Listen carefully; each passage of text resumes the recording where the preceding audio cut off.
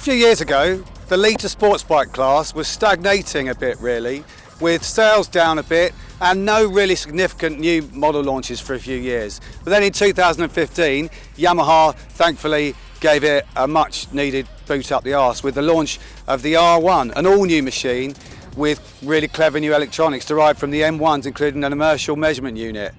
Now, the S1000RR was so good at the time that BMW hardly needed to, but they also introduced in 2015 an updated version of that, again with the clever new electronics, including optional semi-active suspension.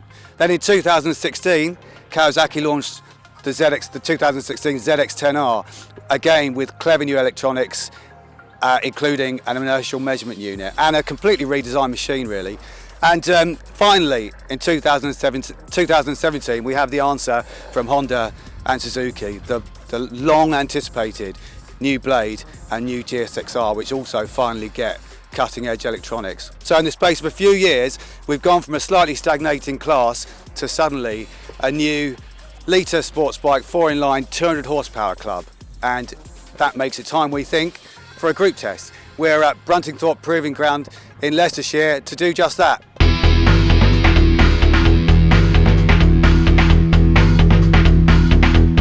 The Superbike class has been completely revitalised in the space of about 4 years. In 2014, it was looking a bit stagnant with sales in decline and a shortage of major model developments. Then Yamaha gave the market a big boot up the backside with the new R1 featuring radical new electronics, not to mention styling. BMW launched a comprehensively redesigned S1000Rr the same year, although the old one was so good it barely needed to catch up. Kawasaki answered with a heavily updated ZX-10R in 2016, and now, finally, after making us wait so long, we'd begun to wonder whether it would ever happen. Honda and Suzuki have finally answered with the new Fireblade and GSX-R1000R respectively. All of which begs a question so obvious we don't even need to tell you what it is. Let's just get on with answering it with our 5-bike track test at Bruntingthorpe Proving Ground in Leicestershire. Engine.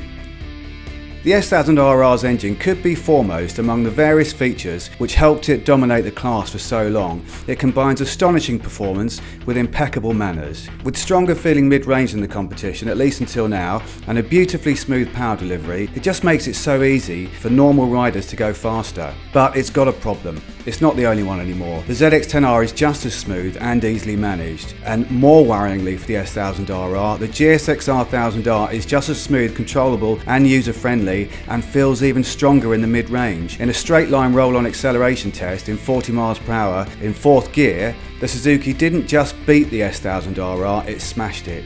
It did the same to the new Blade, which itself didn't feel lacking, strong, eager and just as manageable. The R1 feels slightly more aggressive than the rest. It's also got good low-down torque and scorching top end, but there's a rougher feel and sound to the cross-plane crank engine, giving it a raw edge and making you feel a bit more like you're on an actual race bike.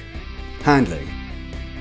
The Blade is the pocket rocket of the 5. It looks the smallest at first glance and feels the smallest when you're riding it, with a tiny screen that's not much use at high speed and bars that feel closer to you than the others. So it's easy to dominate, but it doesn't have quite the reassuringly planted feeling front end of the ZX-10R, which feels bigger, the payoff being a sense of stability. Sometimes it's nice to feel like you're on something a little more substantial. For example, when you're passing 160 miles an hour and still accelerating, wondering how late you should brake for the corner. The S1000RR delivers this too. It's reassuring at extreme speeds with no evident compromise to agility. Again, here the R1 feels a bit more aggressive than the others, with a taller seat and stiffer, more race-bred feel. It takes a little longer to settle into than the others too, but once you're there, you're there. All these machines can do that for you, let you forget about everything except where you want the bike to go. But it's the GSX-R that stood out here as well, as the one to do it from the moment it turned a wheel, as if I'd already had time to acclimatise to it. It may not feel quite as planted as the ZX-10R, but it's so sharp steering and compliant that you can almost think it where you want it to go. Suspension.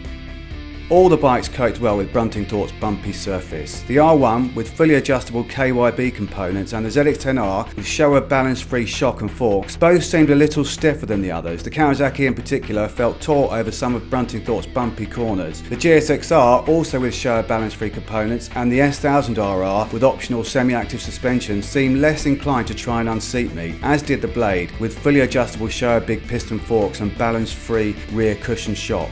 Brakes. Honda gave us the base model blade for this test, as opposed to the SP version, which doesn't have the semi-active Öhlins suspension or Brembo brakes of the higher spec versions. Its Takiko brakes just weren't up to the standard of the rest of this crowd, needing to be worked harder for equivalent stopping force. The R1's monoblock calipers felt much more powerful, and the other three bikes more powerful and controllable still. Again though, I think the GSX-R stood out ahead slightly here, its Brembo setup delivering precise and immense force in response to an effortless two-fingered pull on the lever. Equipment.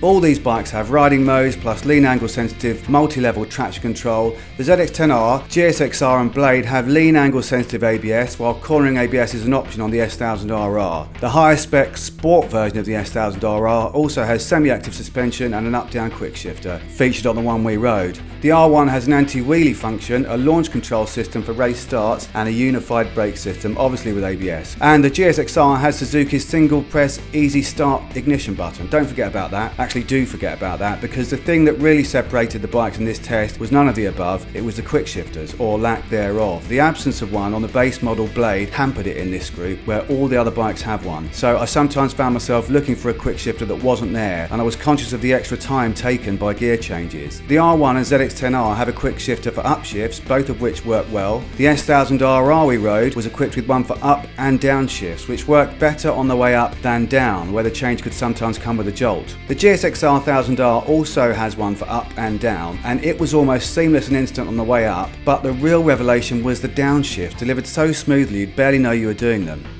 We like that GSX-R quick shifter. It's one of those things that you don't know you want until you try it, and then you need. It kept the bike so much more settled for corner entry. It almost removes gear changes from the many things to think about while riding a litre sports bike on track, transforming it into a 200 horsepower twist and go and freeing some of your brain to focus on being better at the rest of the job. We don't like.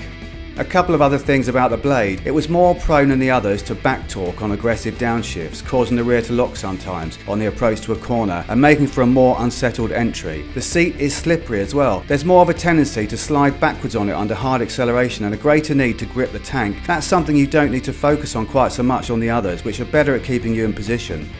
Verdict.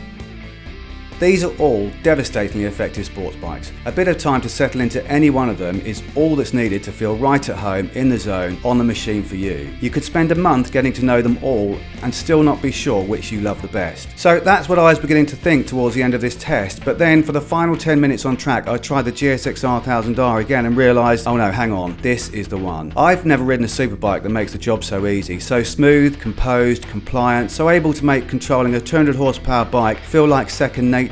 I could spend a month on them all, but I think this is the one I'd be going fastest on, both on day 1 and day 30. The S1000RR remains staggeringly good, and the R1 has a special race-derived feel, but second place goes to the ZX-10R. As on the GSX-R, I felt instantly, intuitively at home on it, with its controllable power delivery and assured handling. But if it was close, then the GSX-R1000R's quick shifter nailed it for Suzuki. It's the making of an already brilliant machine. Maybe the result would have been different if Honda had given us its 19K SP version of the Blade, but then we'd have to talk a bit more about price. The GSX-R1000R is a lot cheaper than that at $16,099, while the base model is $13,249. Meanwhile, the base model Blade is $15,225, the ZX-10R is $14,449, the R1 is $15,799, and the S1000RR Sport is $14,930. Find all the prices and specs, along with a second opinion from another rider, in the full written review on Visordown.